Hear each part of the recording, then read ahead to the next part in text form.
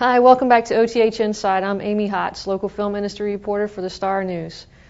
Well, all the loyal fans out there probably have already heard that James Lafferty has canceled his charity basketball tournament that's usually held in Wilmington every April or around the springtime. He made a statement through his publicist that he was having some threats made against him and his family through email and by phone.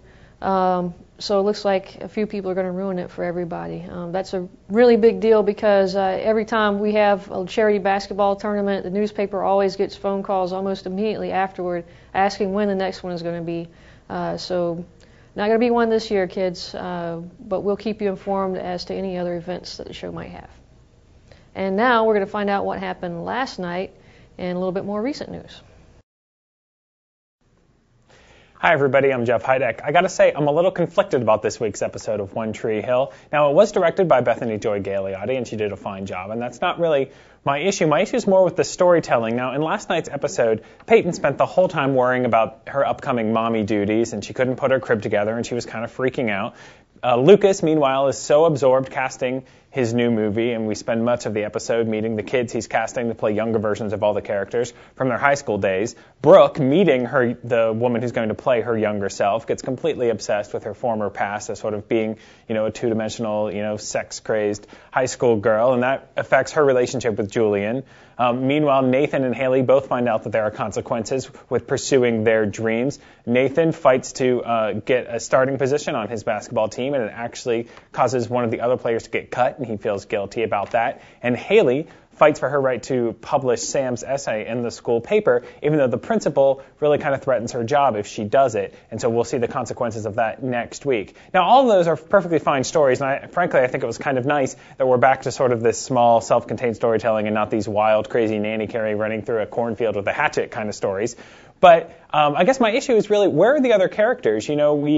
Skills had to be a baby proofer just to get some screen time. We haven't seen Mouth in a while. I miss Millie. Where's Nanny Deb? These are the kind of characters who I think last season, after the jump ahead, really sort of broadened the storytelling of this show and got us away from just rehashing the same romantic storylines over and over again with Lucas and Peyton and Haley and Nathan. You can only have them break up and get back together so often, but all those peripheral characters have really been kind of AWOL this season, and it worries me. The only fresh storytelling we're getting is with Jamie, and when he's not being too precocious for his own good, he does have some good scenes with Dan, who, of course, I think can do no wrong, and as long as he's on the show, I'm going to like it. But I do think having these other characters, not being around, it's sort of like we're retreading some of the past on this show, and I think maybe having the casting session only sort of reinforces that. I mean, I'm all for linking back to the past. I thought it was nice that Peyton got the crib from Karen. That was a nice touch.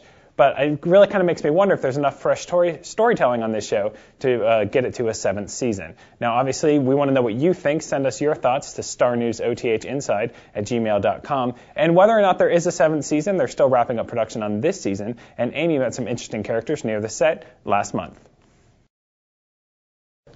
Hi, one of the best parts about this job is getting behind the scenes and meeting people who really make the production happen.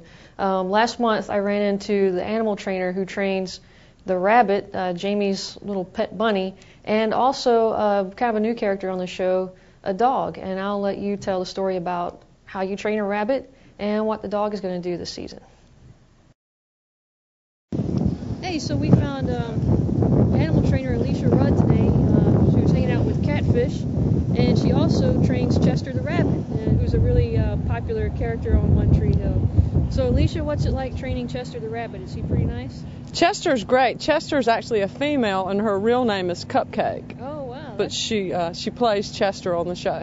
Now, does Chester or Cupcake do any tricks, or how do you train a rabbit? What's involved with that? The main thing is that the rabbit is comfortable with everybody holding her, being around the lights and the camera and all sorts of things. So we get the rabbit out and we take her all around, and we just get her used to different scenarios and that sort of thing, buddy. Cool. And who do we have here today? This is Catfish, and Catfish is going to work in an upcoming episode. Okay. And yeah. Is Catfish going to do any tricks, or? Catfish has got a few things that he has to do, but I'm not able to spill the secrets of that. And what kind of dog is he? Catfish is a bulldog and boxer mix. Okay. And I rescued him from a little UNCW student that couldn't afford to feed him, and so. And what Well, basically what he has to do is he has to pretend like he belongs to somebody else. He has to act as if he is someone else's dog. Okay. So, for instance, in the scene that he has coming up on the show, look here, Catfish. Here, he has to, here, come here. Look here. Turn here. Sit. He has to act very sleepy. I'll reveal that. Look here, Catfish. Lie down. Lie down. So to make him look like he's sleeping, I'll get him to get on his side. Get on your side. Get on your side. Get over. Get over. Stay. If I need for him to act like he hears something, come on up. Stay. Good job. Speak. Speak. Good job. Sit. On your feet. Turn to your right. Good job. Speak. Speak. Good job. That's great. Thank you. Good job. Thank you for your time. Oh, yeah, I enjoyed it. Thanks, Amy. That's all the time we have for this week's episode of OTH Inside. Check back with us in future weeks after every new episode of One Tree Hill. And, of course, you can get all the scoop on what's happening here in Wilmington, North Carolina with the show at starnewsonline.com/OneTreeHill.